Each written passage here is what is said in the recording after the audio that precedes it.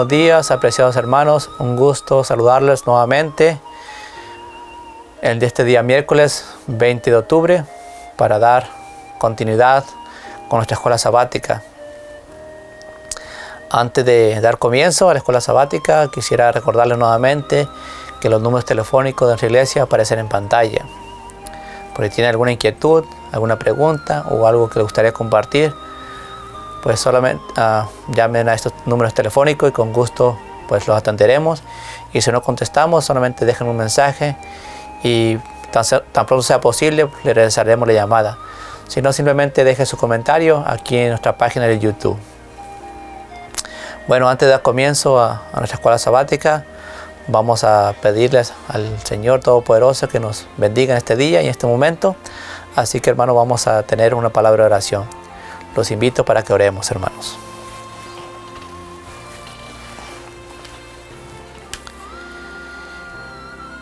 Amoroso Padre Celestial, queremos agradecerte, Señor, infinitamente. Primeramente, Señor, por el regalo de la vida. Y agradecerte por esta oportunidad que nos das nuevamente de abrir tu santo libro, Señor. Te pedimos que nos llene de tu Espíritu Santo, que puedas abrir nuestra mente y nuestro corazón y podamos discernir las cosas espirituales. Te pido de todo corazón, Señor, que tú seas el maestro que dirige esta clase y que solamente yo sea un instrumento tuyo, Señor, para poder compartir, Señor, la palabra en este día. Te pido, Señor, que puedas tocar mi labio, Señor, y que puedas, Señor, dirigir mi mente y pueda hablar solamente lo que está escrito en tu palabra, Señor, y lo que es verdad. Así que te pido, Señor, que tú puedas bendecirnos en este momento, no solamente en este lugar, sino también puedas bendecir a nuestros hermanos que nos ven a través de estos medios. Señor, también te pido, Señor, que todo lo que yo diga y hable solamente sea para honra y gloria tuya. Señor, te pido todas estas cosas en el bendito nombre de tu Hijo amado, Cristo Jesús. Amén, Señor. Amén.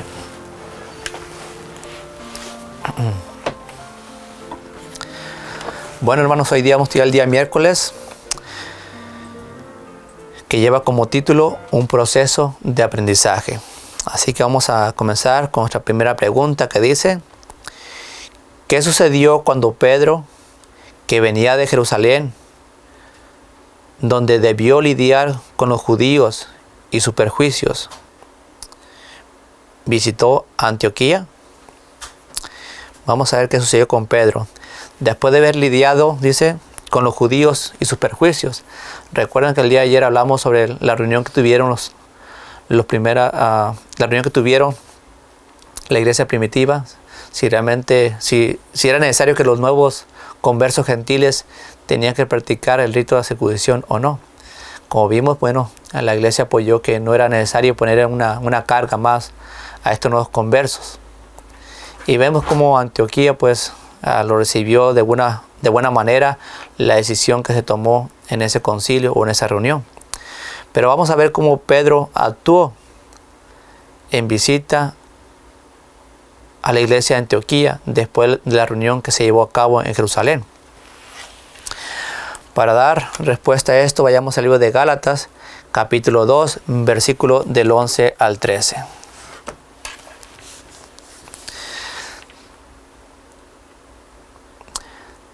Dice la palabra del Señor: pero cuando Pedro vino a Antioquía, le resistí en su cara, porque era de condenar. Porque antes que viniese unos de parte de Jacobo, él comía con los gentiles.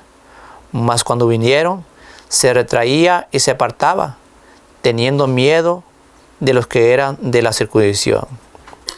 Y otros judíos también disimulaban con él, de tal manera que también Bernabé fue llevado con su simulación. Entonces vemos que el proceder de Pedro no era lo correcto. Y dice que el apóstol Pablo que él lo reprendió y le resistió en su cara porque era de condenar. Vemos que Pedro había tomado una decisión, pues había tomado no una decisión, sino una manera de comportarse muy diferente a lo que él había hecho anteriormente. Dice que cuando él vio a algunos que venían de parte de Jacob o algunos judíos o unos judaizantes, dice que no sintió más en juntarse con los gentiles, porque tenía miedo que nuevamente se levantara otro problema, de que Pedro se estaba juntando con los gentiles, algo que a los judíos no les era permitido anteriormente. Sabemos, hermanos, que había muchas cosas que no estaban correctas en ese momento, pero recordemos que era una iglesia que apenas comenzaba, había muchas cosas que tenían que cambiar, pero era difícil cambiar todo en un solo momento, así que por paso a paso el Señor fue instruyendo a nuestros hermanos y fue haciendo modificaciones en cuanto a ciertas cosas o ciertos ritos o cosas que se hacían en los judíos que realmente los gentiles no tenían necesidad de hacer. Si a los gentiles se les prohibía o no tenían por qué hacer la circuncisión y de esa manera se podían salvar, pues de igual manera era para los judíos, solamente que los judíos tenían que aceptar esa palabra por fe y decir, bueno, si ellos se van a salvar por no practicar la circuncisión, también nosotros podemos salvarnos sin practicarla, pero eran muy celosos ellos en cuanto a las cosas que ellos hacían. Ahora, no era la primera vez que Pedro se equivocaba y no era la primera vez que Pedro era arrepentido. Si ustedes recuerdan, antes de la conversión de Pedro cometió un error de negar a su maestro 3 veces, si ustedes más no lo recuerdan. Pero el Señor viene a hablar con Pedro y mostrarle cuál era el pecado que había cometido. ¿Okay? Si vamos al libro de Juan, capítulo 21, versículo 15 al 17. A veces, hermanos, cuando cometemos errores,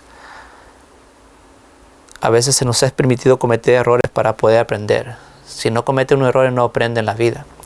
Así que había el porqué del por qué el Señor Jesús vino a hablar con Pedro y mostrarle más que nada en el problema que él estaba. Miren lo que dice Juan 21, versículo 15 al 17. Dice, y cuando hubieron comido, Jesús dijo a Simón Pedro, Simón, hijo de Jonás, ¿me amas más que esto?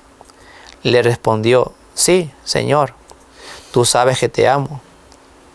Y él le dijo, apacienta mis corderos.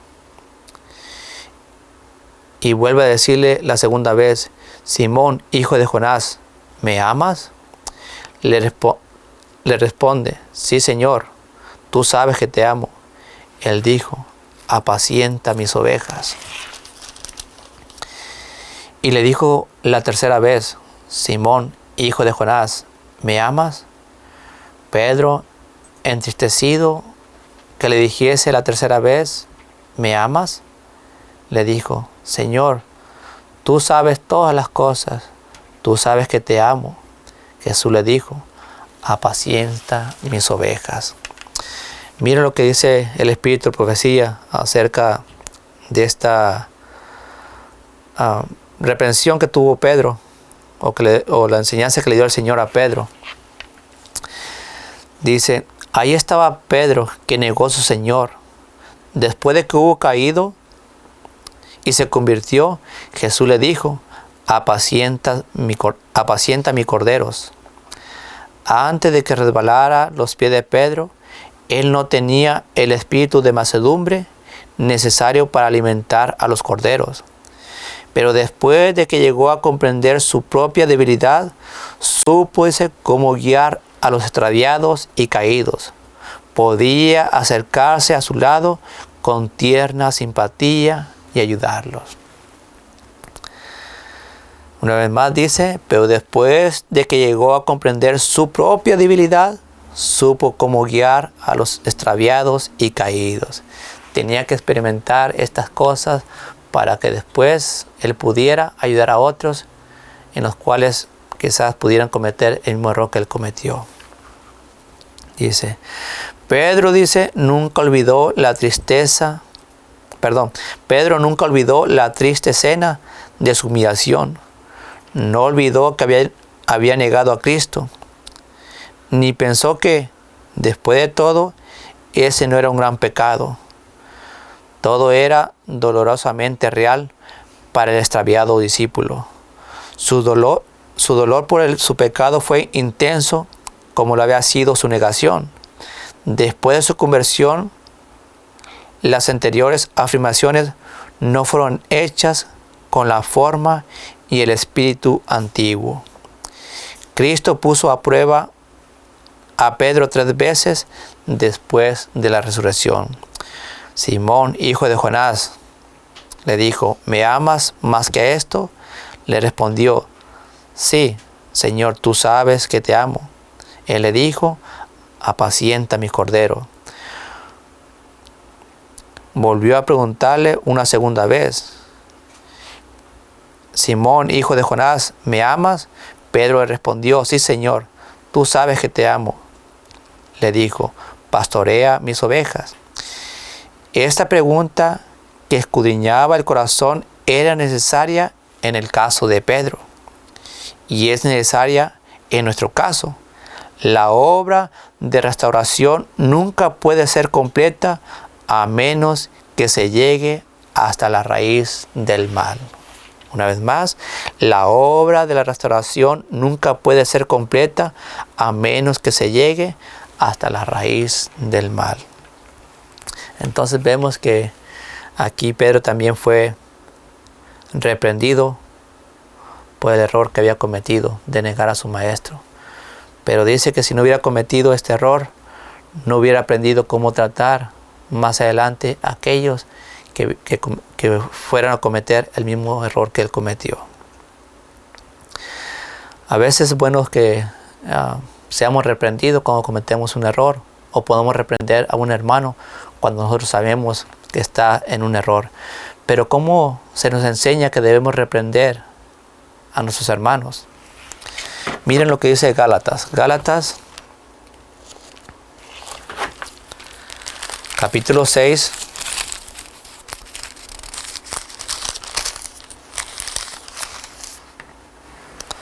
Versículo 1 y 2. Hermanos, dice, si alguno fuere tomado en alguna falta, vosotros que sois espirituales, restaurar al tal en espíritu de mansedumbre, considerándote a ti mismo, no sea que tú también seas tentado. Sobrellevar los unos las cargas de los otros y cumplir así la ley de Cristo. Entonces, cuando vamos a hablar con un hermano o a reprender a un hermano, dice que lo hagamos espiritualmente, dice, con mansedumbre, considerándote a ti mismo, no sea que también seas tentado. Podemos caer en el mismo error que cayó el hermano, así que debemos de reprenderlos con la mansedumbre que el Señor nos ha enseñado, para que cuando nosotros caigamos de igual manera, podamos ser reprendidos de la misma forma. Miren lo que dice Hechos de los Apóstoles, páginas 160, 161. Jerusalén era la metrópoli de los judíos y era ahí donde se encontraba la intolerancia y el exclusivismo mayores. Los cristianos judíos que vivían a la vista del templo permitían, como era natural, que sus mentes se envolvieran a los privilegios peculiares de los judíos como nación. Cuando vieron que la iglesia cristiana se apartaba de las ceremonias y tradiciones del judaísmo y percibieron que la santidad peculiar con la cual las costumbres judías habían estado investidas, pronto serían perdidas de vista a la luz de la nueva fe. Muchos se indignaron con Pablo, como él que había en gran medida causado este cambio. Aún los discípulos no estaban todos preparados para aceptar de buen agrado la decisión del concilio. Algunos eran celosos por la ley ceremonial y miraban a Pablo con desagrado, porque pensaban que sus principios respecto a las obligaciones de la ley judía eran flojos. Las decisiones amplias y de largo alcance del Concilio General produjeron confianza en las filas de los creyentes gentiles, y la causa de Dios prosperó. Cuando Pedro visitó más tarde Antioquía, ganó la confianza de muchos por su prudente conducta hacia los conversos gentiles. Pero un tiempo procedió de acuerdo con la luz procedente del cielo. Se sobrepuso a su natural perjuicio hasta el punto de sentarse a la mesa con los conversos gentiles. Pero cuando ciertos judíos celosos de la ley ceremonial vinieron de Jerusalén, Pedro cambió imprudentemente su actitud hacia los conversos del paganismo. Y a su disimulación consentía también los otros judíos, de tal manera que aún Bernabé fue llevado de ellos en su simulación. Esta manifestación de debilidad de parte de aquellos que habían sido respetados y amados como dirigentes hizo la más penosa impresión en la mente de los creyentes gentiles. La iglesia estaba amenazada por un cisma. Entonces vemos cómo Pedro había sobrepuesto, sus prejuicios de sentarse, de convivir con los gentiles. Dice que llegó hasta cierto momento de comer junto con ellos, cuando él anteriormente no se unió a ellos. Pero dice que él cambió bastante cuando algunos que venían en el nombre de, venían unos judaizantes a este lugar de Antioquía. Dice que él se disimuló como que no hacía trato con los gentiles. Dice que aún Bernabé fue llevado con este mismo espíritu. Pero vamos a ver cómo Pablo subsanó el asunto. Para dar respuesta a esto, vayamos al libro de Gálatas. Gálatas 2:14. Dice: pero cuando vi que no andaba rectamente conforme a la verdad del Evangelio, dije a Pedro delante de todos: si tú, siendo judíos, vives como los gentiles y no como los judíos, ¿por qué obligas a los gentiles a judaizar? Entonces vemos cómo Pablo reprende al apóstol Pedro, y lo hizo públicamente. Bueno, y muchos dirán, bueno, ¿por qué Pablo no usó el método que dijo Jesús en Mateo 18:15? Que si tu hermano peca contra ti, ve y repréndelo a solas. Bueno, porque el pecado que había cometido, o la falta que había cometido Pedro, era pública. Así que él tenía que ser reprendido públicamente.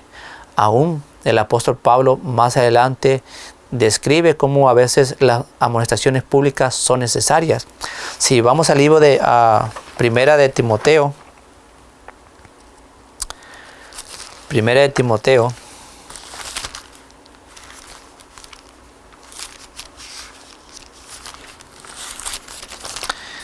capítulo 5, versículos 19 y 20. Dice: contra un anciano no recibas acusación, sino ante 2 o 3 testigos. A los que pecaren, repréndelos, dice, delante de todos, para que los otros también teman. Entonces a veces es bueno reprender a los hermanos públicamente para que sirva de ejemplo al resto de la iglesia. Y bueno, aquí vemos que Pablo actuó conforme a la palabra. ¿Por qué? Porque la conducta de Pedro solamente estaba creando división. dentro de la iglesia, entre judíos y gentiles, y estaba amenazando a la iglesia de destruir la unidad en cuanto a las creencias, en cuanto a la unidad en Cristo Jesús. Así que pues Pablo hizo en bien en reprender a Pedro. Ahora, en una ocasión hubo un problema también en Corintios, y Pablo pues le escribió una carta a estos hermanos que había en Corintios. Y miren lo que dice en 2 Corintios capítulo 7, versículo 12.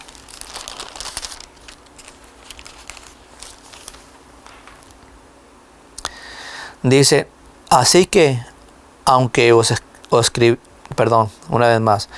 2 Corintios capítulo 7, versículo 12 dice, así que, aunque os escribí, no fue por causa del que hizo la injuria, ni por causa del que padeció la injuria, sino para que os fuese manifiesta nuestra solicitud que tenemos por vosotros delante de Dios.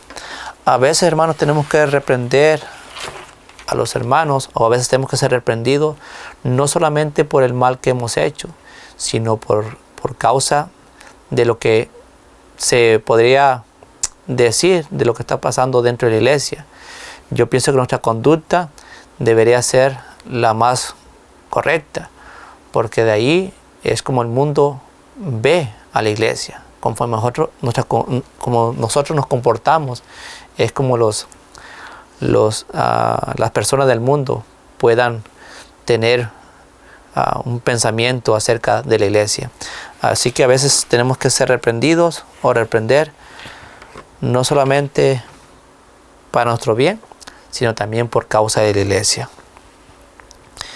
Dice la inspiración divina, dice, Pablo, que vio la subversiva influencia del mal hecho a la iglesia por el doble papel desempeñado por Pedro, le reprendió abiertamente por disimular así su verdadero sentimiento.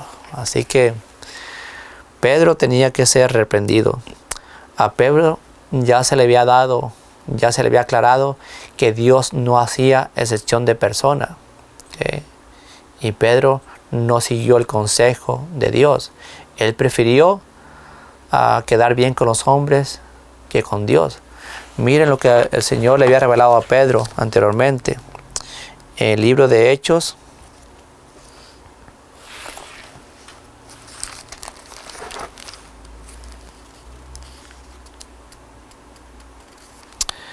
capítulo 10, versículo 28. Y le dijo, vosotros sabéis que es abominable a un varón judío juntarse o acercarse a extranjeros. Pero Dios, dice, me ha mostrado que ningún hombre llames común o inmundo. Entonces vemos que a Pedro ya se le había revelado que no tendría por qué hacer excepción de persona, como Dios no la hace. Así que Pedro fue reprendido y aceptó su error, porque dice que pues no habla que Pedro haya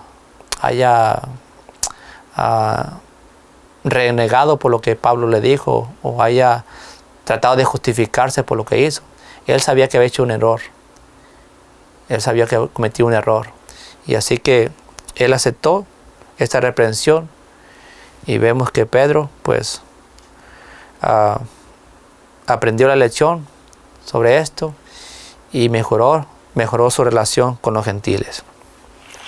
Bueno, hermanos, hasta aquí hemos terminado con este estudio, pero no quiero terminar sin antes poder leerles la bendición que está en el libro de Números,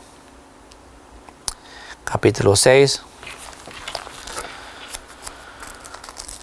versículo 24, 25 y 26. Jehová te bendiga y te guarde. Haga resplandecer Jehová su rostro sobre ti y tenga en ti misericordia. Jehová alce sobre ti su rostro y ponga en ti paz. Que Dios les bendiga, hermanos.